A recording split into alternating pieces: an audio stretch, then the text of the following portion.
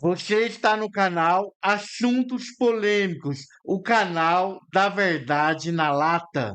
Fica comigo até o final. Bem, eu vou descrever em detalhes as merdas que o presidente do Brasil, Lula, já fez de ruim para o Brasil em todos os mandatos como presidente do Brasil.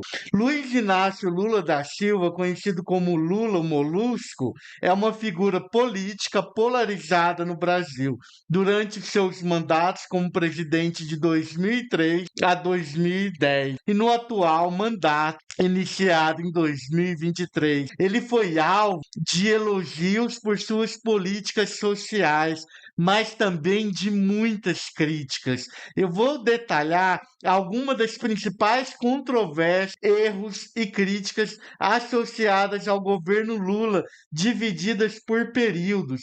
Bem, no primeiro mandato, 2003 a 2006, número 1, mensalão, um dos principais escândalos de corrupção da história política brasileira.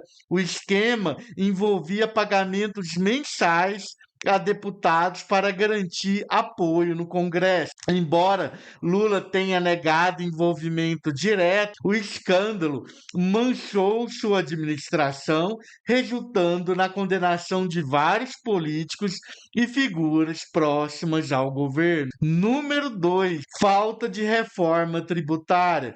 Durante sua campanha, Lula prometeu simplificar o sistema tributário brasileiro, mas sua administração não conseguiu avançar significativamente nesse aspecto, deixando o sistema tributário complexo e oneroso. Número 3, problemas na infraestrutura. Apesar do crescimento econômico, o governo foi criticado por não investir o suficiente na modernização de estradas, portos e ferrovias, o que limitou o potencial de crescimento do país, já que o dinheiro era desviado principalmente para a corrupção. Número 4, falta de reformas estruturais. Houve críticas à ausência de reformas profundas, como previdência e administrativa, necessárias para garantir a sustentabilidade fiscal a longo prazo. Segundo mandato, de 2007 a 2010, número 1, escândalo dos cartões corporativos. Envolveu denúncias de uso irregular de cartões corporativos por membros do governo, com gasto elevado e falta de transparência.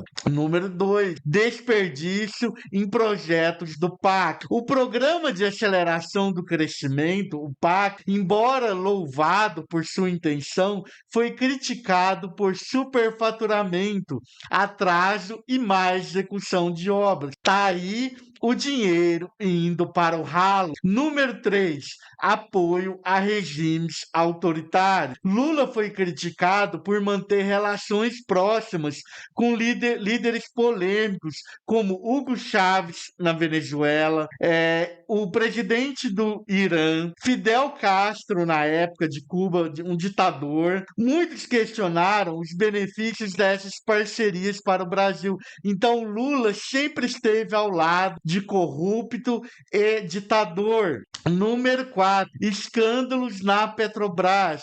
Embora o ápice do escândalo da Petrobras tenha ocorrido no governo Dilma, muitas das irregularidades começaram durante o governo Lula, com esquemas de superfaturamento e corrupção sendo operados na estatal.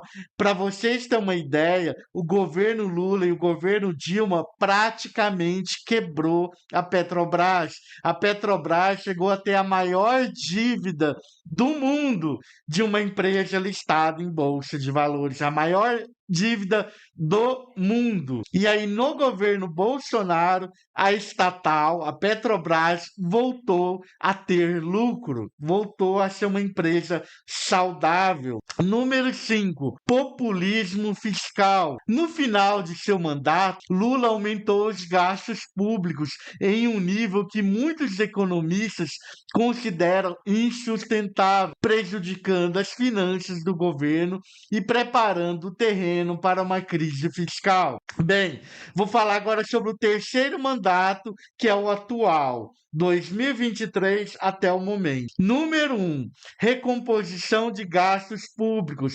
Após assumir em 2023, Lula foi criticado por aumentar os gastos públicos e reverter políticas fiscais mais austeras implementadas no governo anterior, o que gerou preocupações sobre inflação e sustentabilidade fiscal. Você que é dono ou dona de família sabe que não pode gastar dinheiro à vontade, o dinheiro é limitado. Se você começa a gastar além do que você arrecada, você quebra o país, você quebra as pessoas, o poder de compra das pessoas diminui demais e a inflação aumenta muito. Número 2, retrocesso em privatizações. O governo Lula assumiu uma postura contrária a privatizações, revertendo algumas iniciativas do governo Bolsonaro. Críticos apontam que isso pode limitar a eficiência e os investimentos no setor público. Para vocês terem uma ideia, no governo Bolsonaro, várias empresas foram privatizadas, empresas elétricas como a grande empresa Eletrobras, e o governo Lula simplesmente queria acabar com a privatização da Petrobras. Os Correios no governo Bolsonaro estavam dando lucro, agora os Correios estão praticamente quebrado. Estão dizendo que os funcionários não vão ter nem 13º. Então, tá vendo o que é um político de esquerda, ditador, que acaba com o país? Então, para quem fez o L, fica a dica. Político de esquerda, a maioria é tudo ditador, é tudo populista. Número 3, gestão de crises ambientais. Apesar do discurso favorável à proteção ambiental, houve críticas de lentidão na implementação de políticas efetivas contra desmatamento na Amazônia. No governo Bolsonaro, a Amazônia estava pegando fogo, saía notícia na Globo todo dia, no Jornal Nacional todo dia, falando do desmatamento, do recorde de queimadas. Agora, no governo Lula, ninguém fala nada. O desmatamento aumentou, as queimadas aumentou, a perda das árvores aumentou, a perda da Amazônia aumentou, mas ninguém fala nada, todo mundo passa pano. Por quê? Porque é um governo que compra a voz de todo mundo. É um governo que cala as pessoas comprando elas. Esse é o governo Lula que vocês votaram. Bem, número 4, relacionamento com o Congresso. O governo enfrentou dificuldades para construir uma base sólida no Congresso, resultando em conflitos e atrasos na aprovação de reformas importantes. Número 5, escândalos envolvendo aliados. A nomeação de ministros e figuras políticas envolvidas em investigações e suspeitas de corrupção gerou críticas sobre a qualidade do governo e seu compromisso com a ética. Número 6, discurso polarizador. O tom adotado por Lula em várias ocasiões foi considerado divisivo, especialmente ao tratar da oposição e da imprensa, o que intensificou o clima de polarização política no país. E aí eu ainda acrescento número 7, aumento da inflação, aumento do dólar, entendeu? Incerteza política total. País praticamente aumentou demais, 95% quase da dívida perante o PIB. Aliás, 85%. Bem, síntese crítica. Embora havido avanços pequenos em algumas áreas, como redução da pobreza, aumento do salário mínimo e acesso à educação, os governos Lula enfrentaram uma série de problemas relacionados à corrupção, falta de transparência e gestão fiscal. Suas alianças políticas controversas e escândalos envolvendo figuras próximas prejudicaram sua imagem, mesmo entre apoiadores. Por outro lado, muitos já argumentam que os problemas não foram exclusivos de seus governos, mas parte de questões estruturais mais amplas no sistema político brasileiro. Eu discordo, eu acredito que o governo Lula e o governo Dilma atrasou o desenvolvimento do Brasil no mínimo de 30 a 40 anos. Se no momento que ganhou Lula lá 2 mandatos e agora o terceiro mandato, e Dilma um mandato e mais um ano, tivesse um governo liberal igual o da Argentina, o Milei, com certeza o Brasil seria ali a segunda ou terceira economia mundial. O Brasil estaria voando. Mas aqui já tem voo de galinha. Por quê? Porque é um país comunista, um país ditador. O Lula é um comunista, é um ditador de merda. Então, bota isso na cabeça de vocês, ok? Vou falar em detalhes as principais críticas e erros associados ao governo Luiz Inácio Lula da Silva, o Lula Molusco, em todos os seus mandatos. Primeiro mandato, 2003 a 2006. Número 1, escândalo do mensalão. O que foi? Um esquema de corrupção envolvendo pagamento mensal a deputados de partidos aliados, em troca de apoio e votações no Congresso Nacional. Impacto: diversas lideranças do Partido dos Trabalhadores, a merda do PT, foram condenadas, incluindo José Dirceu, ex-ministro da Casa Civil, e Delúbio Soares, tesoureiro do PT. Críticas ao Lula. Embora não tenha sido formalmente implicado, muitos acreditam que Lula sabia do esquema ou foi negligente em impedir. Número 2, promessas não cumpridas. Reformas tributárias e previdenciárias.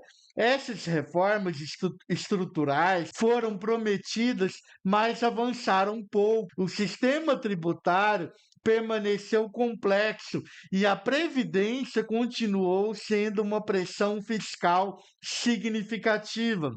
Redução das desigualdades regionais. Apesar de avanços sociais, mas muito pouco, regiões como o Norte e o Nordeste continuaram enfrentando desafios econômicos significativos. Número 3, problemas no setor energético.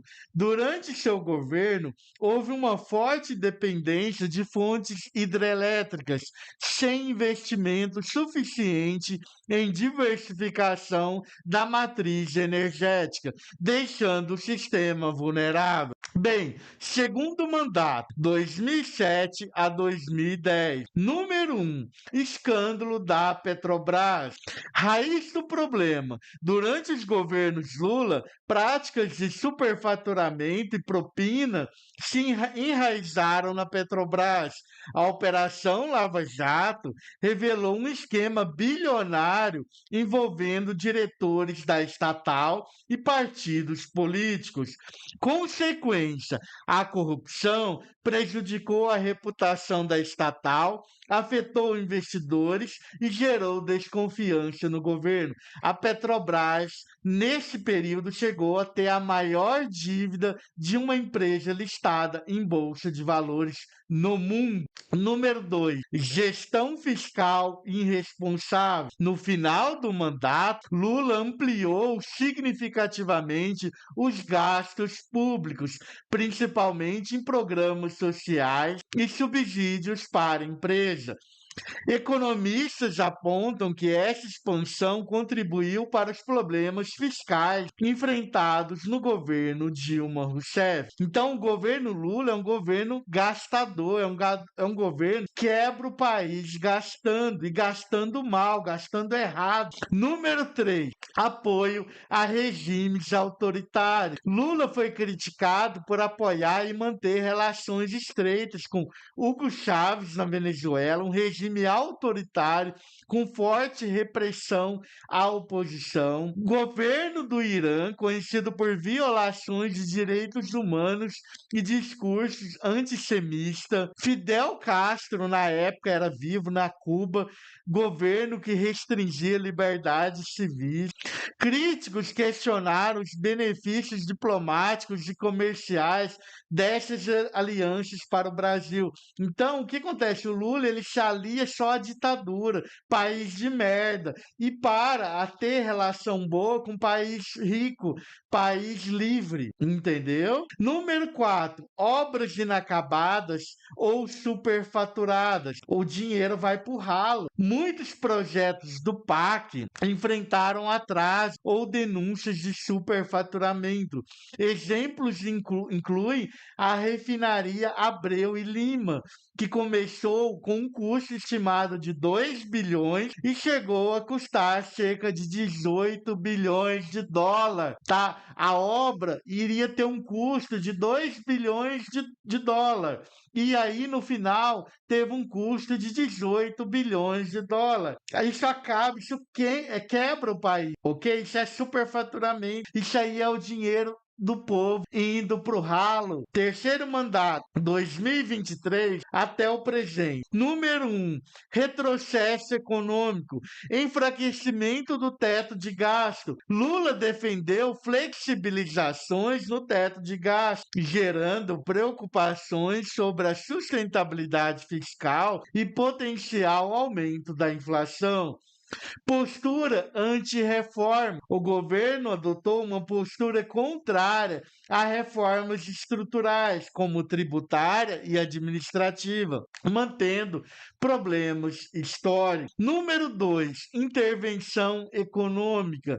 Nomeação de aliados políticos para estatais gerou receios do mercado sobre a independência de empresas estratégicas, como Petrobras e Banco do Brasil. Críticas à interferência na política de preços da Petrobras, especialmente no preço dos combustíveis. Número 3, falta de base sólida no Congresso. Lula enfrentou dificuldades para aprovar pautas importantes, revelando fragilidade na articulação política. Isso atrasou a implementação de medidas prometidas. Número 4, discurso polarizador. Lula foi acusado de adotar uma postura divisiva, frequentemente atacando adversários e setores da sociedade, como empresários e a classe média. Número 5, escândalos de nomeações.